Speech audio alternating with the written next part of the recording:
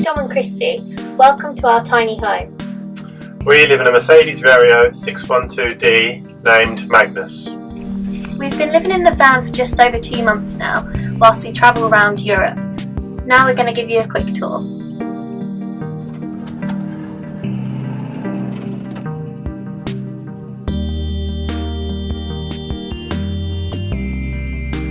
At the entrance to the van we have a tiny bit of grass as our garden.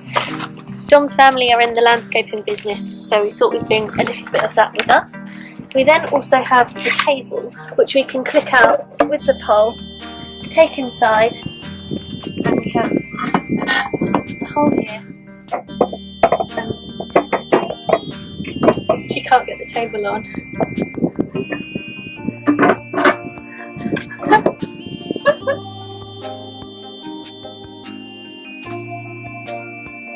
When you first come in we have the swivel chair. This is probably one of our favourite parts of the van and we're always fighting over it. Then we come across to the lounge area and we have a 3-cushion seat, each which has storage underneath. So under the first one we have the 3 leisure batteries.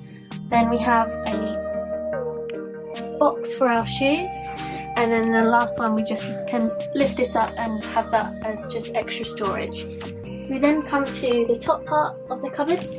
Then we have click shut locks and hinges that stay open so that you don't have to hold them. This one, for example, has all our cosmetics in, mainly sun cream at the moment. And then they each click shut so they don't open when we drive. On the opposite side we have the kitchen area, which is by the door. This is a straightforward sink, floor lid that catches down, and we can have hot and cold water here, which you have 2 water tanks which are kept in the garage area. One is insulated and one's just an external tank. That basically means that we'll always have fresh water even when we go to cold countries, so it basically doesn't freeze. And just above here we have some of Christie's finishing touches just to make it a little bit more homely.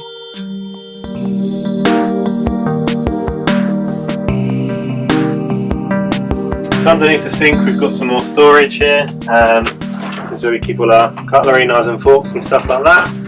And this one is for more like cleaning utensils and porridge. And yeah, more stuff like that, training boards. This is what we actually call the cupboard of doom, because pretty much whenever you go in there something falls out. It's just where we keep all the random stuff, basically anything we don't know where it's meant to go, which goes in here.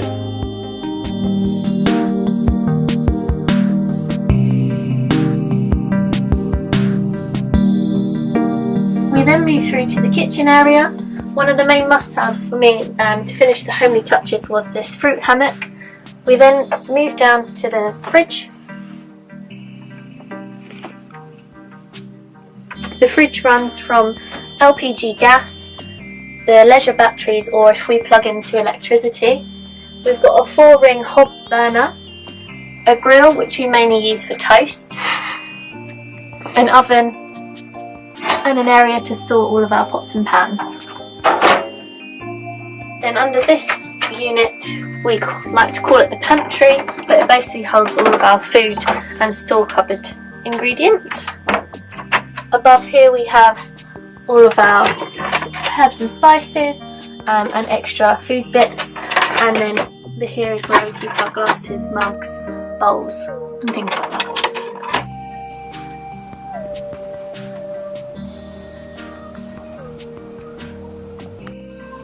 So here we have our control panel, which basically gives us our readings of the temperature, and we can change the temperature on here as well.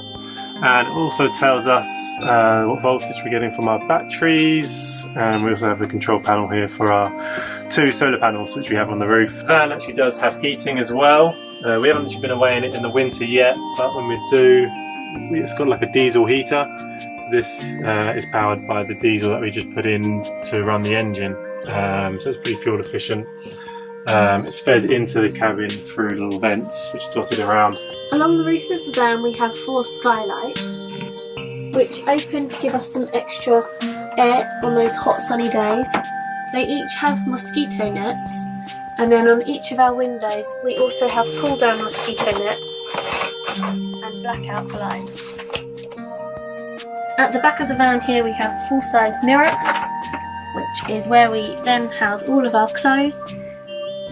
As we're going to be on the road for quite a while, we've got summer and winter clothes, with more of those stored above the bed, sportswear and socks. In here we have our bathroom or wet room, where we've got the shower and the toilet. The toilet is a cassette toilet which we have to change every 1 to 2 days. Then we have a sink that pops down and folds back up, and then holders for all of our toiletries. So at the very back we have our bed. It's a king size bed and it's a fixed bed as well, which means we don't have to take it down every day. When we were looking for a van, a large bed was pretty important to us. I'm actually 6'4", so that means I can just about fit in it. We've got a couple more windows in the back here, and then we also have our handy European map, which we will sometimes have a look at when we get a little bit lost. On the back wall here, this was actually filled in when we got the van, but we wanted to sort of have a window to look out, so we put in these little doors, and they can actually open out, and then you have a view of what's behind you.